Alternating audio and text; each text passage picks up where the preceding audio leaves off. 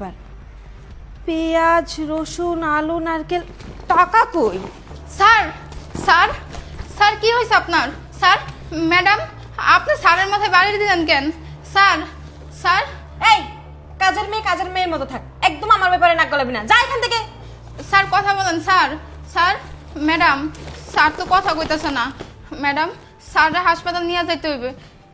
বলছি না বেশি কথা না বলতে, বারবার তো সার সার করিস কেন? হ্যাঁ, যা এখান থেকে, যা চোখের সামনে থেকে, মেজাজ গরম করে ফেল। স্যার স্যার কথা বলেন স্যার।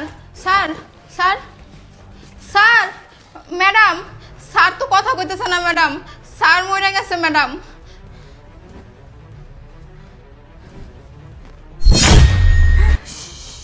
সত্যি তো, ও তো নিঃশ্বাস নিতেছে না। এই বৃষ্টি, আমি তো অত জোরে বাড়ি দিলে যে মরে যাবে।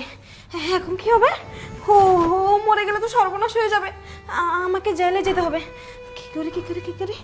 আচ্ছা তুই ভিতরে যা, আমি দেখতেছি, যা। না ম্যাডাম, আমি স্যারের রেখে কোথাও যাবো না। আরে এত নেকামি না করে যা তো ভেতরে, বলছি না তোকে ভেতরে যেতে, যা, আমি দেখতেছি, যা।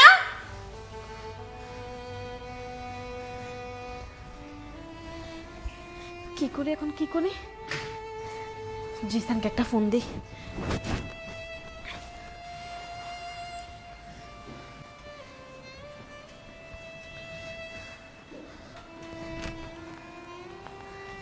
হ্যালো জিসান, তুমি কোথায়? আমি তো অফিসে। তুমি না বললা ব্যাগের ভিতর টাকা আছে, টাকা কই? কেন, ব্যাগের ভিতরে তো ছিল।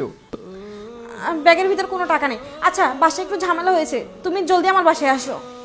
আচ্ছা ঠিক আছে, আমি এখনই আসতেছি। আচ্ছা একটু তাড়াতাড়ি আসো।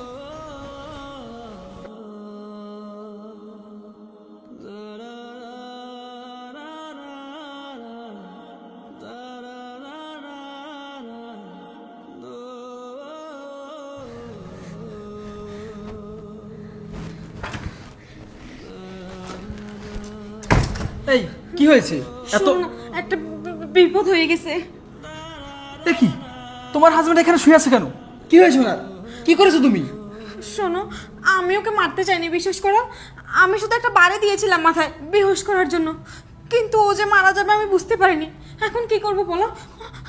আমাকে তো জেলে যেতে হবে, তুমি আমাকে বাঁচাও প্লিজ। ছাড়ো, আমি তোমাকে কিভাবে বাঁচাবো? মারার আগে মনে ছিল